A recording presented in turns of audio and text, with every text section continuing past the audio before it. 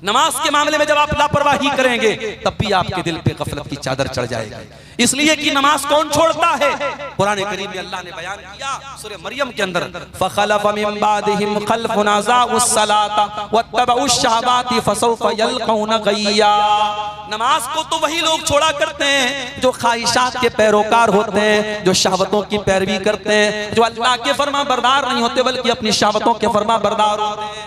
इसीलिए बाज़ नौजवान जब हमसे पूछते हैं कि मौलाना कोई ऐसा तरीका बताइए कि हम बहुत सारी नफसानी ख्वाहिशात से बचने लगे।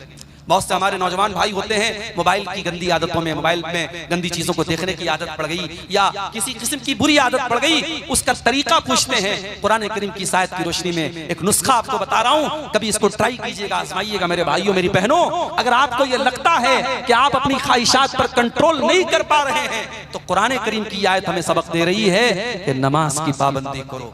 इसलिए कि जो इंसान नमाज नहीं पढ़ता है, जिसकी जिंदगी में नमाज के लिए शेड्यूल नहीं है, नमाज के लिए टाइम नहीं है, उस इंसान की जिंदगी ख्वाहिशात से घिर जाती है, वो ख्वाहिशात का पैरोकार हो जाता है। और इसीलिए अल्लाह कह रहा है फखलफ मिन बादिहिम खल्फुन अज़ाउस सलाता, ऐसे नालायक लोग आज आ गए नबियों के बाद जिन्होंने नमाज के मामले में लापरवाही की और जब नमाज को छोड़ दिया वत्तबउश शहवात, अपनी शहवतों के पैरोकार हो गए, फसौफ यल्कौन गय्या, और ऐसे लोग जहन्नम में डाले जाएंगे।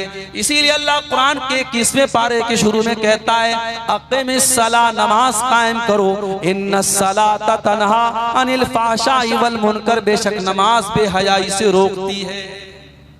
नमाज के मामले में लापरवाही।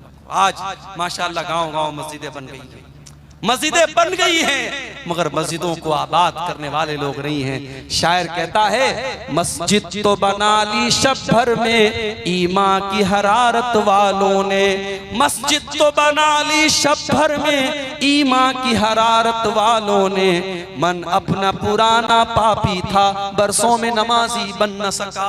मेरे भाइयों, शानदार मस्जिदें तामीर करने से काम नहीं चलेगा, मस्जिदों को नमाजियों से आबाद किया जाता है। नमाज की जब तक आप पाबंदी नहीं करेंगे, और अपने घर में भी आप नमाज का माहौल पैदा करो, आप अपनी बीवी बच्चों को भी नमाज का पाबंद बनाओ। और कुरान करीम में अल्लाह ताला ने अपने नेक बंदों की एक दुआ बयान की कि अल्लाह के नेक बंदे दुआ करते हैं रब्बना हब लना मिन अज़वाजिना व ज़ुर्रियातिना कुर्रत आयुन, ऐ हमारे परवरदिगार हमारे बीवी बच्चों को हमारी आंखों की ठंडक बना दे, वजअलना लिल मुत्तकीन इमामा, और अल्लाह हमें तो मुत्तकियों का इमाम बना दे।